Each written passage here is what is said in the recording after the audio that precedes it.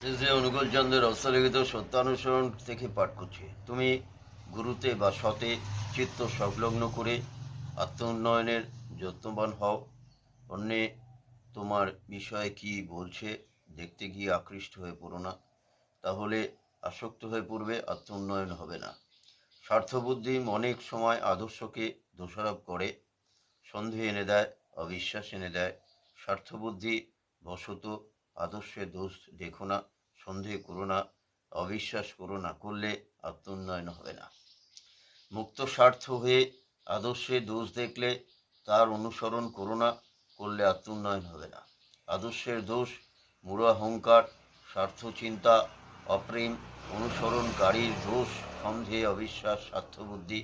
যিনি প্রেমের অধিকারী, নিঃসন্দেহ চিত্তে তাহারই অনুসরণ করো, মঙ্গলের অধিকারী হবেই হবে। যিনি ছলে বলে কৌশলে যেমন করেই হোক না কেন সর্বভূতের মঙ্গল চেষ্টায় যত্নবান, তাহারই অনুসরণ করো, মঙ্গলের অধিকারী হবেই হবে। যিনি কোনো প্রকারে কাহাকেও দুঃখ দেন না, অথচ অসতেয় প্রশ্রয় দেন না, তাহারই অনুসরণ করো, মঙ্গলের অধিকারী হবেই হবে। যাকে তুমি চালকরূপে মনোনীত করে নিয়েছ, তার কাছে তোমার হৃদয়ের কোনো কথা গোপন রেখো না। গোপন করলে তার অবিশ্বাস করা হবে, আর অবিশ্বাস